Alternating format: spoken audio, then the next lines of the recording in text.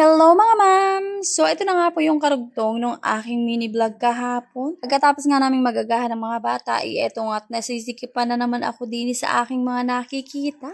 Kaya naman for today's video ay samahan niyo naman akong maglipat-lipat nitong aming mga gamit. At this time ay ito naman ng mga upuan ang aking ililipat. Ito ang kulay pink na couch ay ililipat ko naman dito sa aming sala. Alam nyo na kapag nananawa na nga tayo sa ating mga nakikita ay lilipat-lipat na naman. Sa wari ko nga ay may 6 na buwan na din nga na itong aming upuan na ito ay nandun nga sa aming family area. Loob talaga ng 1 taon itong aming mga gamit dito sa bahay. Nakakailang ikot talaga yan ang kalilipat ko. Dati naman ay hindi nagrereklamo dito sa aking mga paglilipat pero itong ang dalawa kong anak ay nagrereklamo dahil sila nga ay nahihilo na din. Paano ba naman ay hindi ko na talaga mapigilan ang aking sarili at ito na talaga ang aking gawain.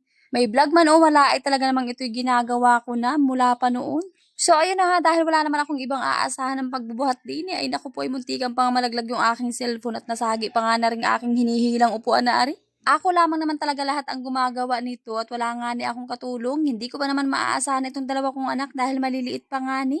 Lahat ng mga gamit dito sa bahay ay puro hila-hila ko lamang yan. Meron nga nagsasadya sa akin na patungan ko daw ng basahan yung ilalim. Para daw nga hindi bagasgas itong aming tiles. Ay hindi ko na nga ako nagagawan lagyan pa ng basahan. Gawa ng mabilis lang din naman ang paghihila ko at hindi naman nagtatagal yan. Madulas din naman ho ang aming tiles at hindi pa naman ho nagagasgas. Kung magasgas man ho, edi papalta na lang ho natin. Ito ang personal couch o sofa na ito na pinagawa ko ay medyo may kalakihan. At ito talaga ay saktong-sakto lamang dun nga sa pang family area namin o family room. Pero dahil ito nga ng living area namin na ito ay medyo may kalakihan din kahit hindi nga siya match dito ay ginagawan ko na lang ng paraan yung medyo bagay. Medyo natagalan nga lamang ako dahil nakalimutan ko nga kung anong itsura nito noong hindi ko pa nga nalilipat dun sa aming family area. At heto na nga bago pa nga sumakit ang aking ulo kung papaano ko nga ayusin yung aking pink na sofa doon sa aking paglalagyang bago ay pumunta na nga muna ako din sa pinag-alsan. Eto nga lang talaga ang problema kapag nga meron tayong mga sofa o couch sa bahay. Napakahirap talagang walisan yan dahil bulky nga ang mga sofa. Kaya naman kapag naglilipat nga ako, isinusulit-sulit ko na at doon pala ang ako makakapaglinis. Yung parang pinaka-general cleaning ko na din nga yun kapag ako'y naglilipat-lipat dahil doon pa lang sa time na yun ako makakapagwalis ng mga ilalim-ilalim. At ayan nga, habang ako ay nagwawalis diyan, ay may nakikita pa nga ako diyang mga gamit na matagal ko ng mga hinahanap. Ay naku, kainaman, alam na kung sino ang naglagay nga diyan. Nagtatanggal ko na din nga diyan bago nga ako magwalis. Yung mga balat na pinagkakakain ng mga anak ko, diyan na din nga sinusuksok. Meron pa din nga mga ballpen, lapis, kung ano-anong mga nakalagay diyan sa ilalim ng pinag-alsa ng sofa namin na yan. At heto na nga at nang matapos ko nang mawalisan, o diba, napakaaliwalas na nga kapag nalinisan. Kung pwede nga lang na wag nang lagyan ito ng upuan, ay di bagay mas maganda pa nga na iwaring nakaupo na lang sa sahig ano. Tingnan niyo naman ang aking alikabok na nakuha. Ay, kalahating taon pa lamang yan. Ay, ganyan na nga katambak. Ay, lalo pa kung aabutin pa ng 1 taon yan. Kaya mas maganda din talaga yung may mga ugali na paglilipat-lipat. Dahil doon pa lamang talaga tayo sa time na yun makakapaglinis. Meaning yun mga mami, dahil ako nga kahit sobrang linis ng bahay ko, hindi ko pa rin talaga malinis-linisan yung mga ilalim-ilalim na yan. At ito lang talaga yung pagkakataon na nakakapaglinis ako kapag nga maglilipat-lipat ng mga gamit. At ayun na nga at nung matapos ko na nga mawalisan, ay itong at hinila ko na ulit itong aking bagong ipapalit na upuan doon. Dami din nga palang nakakapansin na halos ang mga gamit namin dito sa bahay ay mga kahoy. Yung ibang mga gamit nga namin dito sa bahay, ayan ay mga datihan na naming gamit nung hindi pa kami nakakalipat. Ang nadagdag lang naman sa mga gamit namin ay yung dining table tapos yung 2 pirasong kahoy na upuan namin. Ito nga palang pinagawa ko na personalized na sofa na yan na kulay pink. Tapos the rest ay puro gamit na namin yan simula pa nung nasa kabila kaming bahay. Meron pa palang isang nadagdag yung Japan surplus na nakikita ninyo na kulay brown. Hindi ko nga ni alam kung anong tawag doon, kitchen organizer ba o divider din.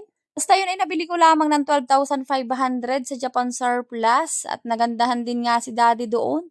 Kung magpapagawa daw nga ni kami ng mga divider na katulad nung aking nabili na yon ay aabutin pa nga daw ng mga 20. So ayun na nga at mabalik na nga tayo din sa aking inaayos na couch na ari at ayun nga naisip ko na din nga kung paano nga ang style nito dati. Kaya naman ayun nga at nagtuloy-tuloy na nga ang aking paglilipat. Ganitong nakakapaglipat-lipat nga ako ng aking mga gamit ay nababago din nga ang aking mga pananaw sa buhay at nagkakaroon din nga ako ng mga idea kung ano pang pwedeng gawin sa susunod. Sa mga matatagal ko na nga mga followers ay naku, alam na ninyo yan dahil habit ko na talaga yan mapa dun pa sa kabilang page at dito nga sa bagong page ko. Sobrang dami na nga nag-PPM sa akin na nagsasabi na magtimputi kahoy na nga ni ako ay talaga namang inuutay-utay ko na din nga at hindi pa rin nga ako nakakapag-decide ng masyado. Sa totoo lang ako'y nahihirapan talagang i-adjust yung aking sarili dahil sanay na nga ang aking mata na madami nga akong nakikitang kulay.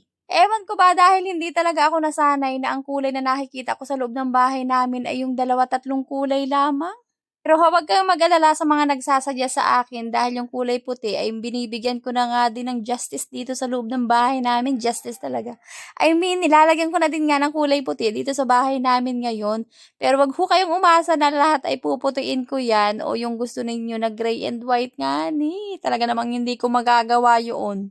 Maraming salamat ho sa mga nakaka-appreciate ng aming bahay at sa araw-araw ng buhay na ginagawa kong pagvo-vlog. Meron din namang mga nagko-komento na magagandang sinasabi na okay din naman pala yung ganito ngang bahay na decolores. Opo, decolores dahil nga iba-iba nga ang kulay ng aming bahay. Di ko na nga lamang matandaan kung sino ang nagsabi na avid follower ko din na nakasubaybay sa aking mga mini vlogs na kapag pinalitan ko daw nga nitong aming loob ng bahay ay maiilang na siya at maninibago. Sabi pa nga niya ay gagayahin daw nga niya yung mga kulay ng aming bahay. O 'di ba may impact din naman pala yung bahay namin sa ibang tao. Lagi ko nga din pinapaalala sa inyong mga followers ko at mga viewers ko na tayo nga ni po ay may kanya-kanyang gusto sa buhay. Merong mga tao na ang gusto sa loob ng bahay nila ay yung 2 to 3 colors lamang ang makikita at meron namang mga tao na ang gusto ay colorful nga ni kagaya ko. Pag tinatanong ko naman ang asawa ko kung ano nga ni ang gusto niya, ay ang sabi nga niya ay ako na daw ang bahala. Pag tinatanong ko naman itong mga anak ko ay aayaw din nga ni ang color white sa kwarto nila. Kaya nga dun sa pagpipintura dun sa mga rooms ay hindi ko na nga muna itinuloy dahil talaga namang tutol na tutol nga itong 2 anak ko at ayaw na ayaw ngang ipaputi yung pader ng kwarto nila. So eto na at mabalik na muna tayo din sa aking inaayos at talaga namang hindi ko nga mapagkasya itong upuan dahil magkaparehas nga ni ang haba ay nahihirapan din nga ako.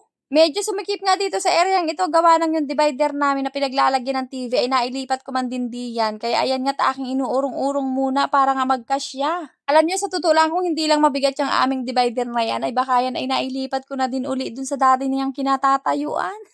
Pero dahil mabigat nga na yung aming divider na yan ay wari ko nga dyan na yan magtatagal. So, ayun na nga at nang kauurong ko ay naayos ko na din naman ang pwesto nga nitong aking 2 upuan na ito. Alam nyo itong upuan na ito sana kung hindi nabitin yung aming narang kahoy ay meron pa nga niyang side table at center table sana.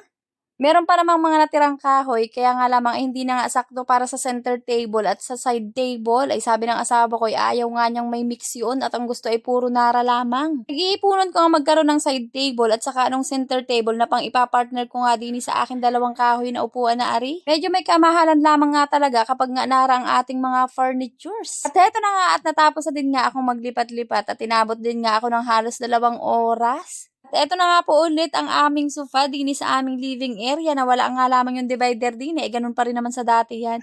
Tapos ito naman ang look ngayon ng aming family area o family room. O diba, medyo umaliwalas naman din sa may kabila at lumaki nga ang space. Kaya naman sa mga katulad kong mami na habit na nga ang paglilipat ay pag napanood nyo itong aking mini vlog na ito ay oras na para maglipat-lipat ka na rin. Ay siya ay na lang po muna. Maraming salamat po sa inyong palaging panonood. Ingat.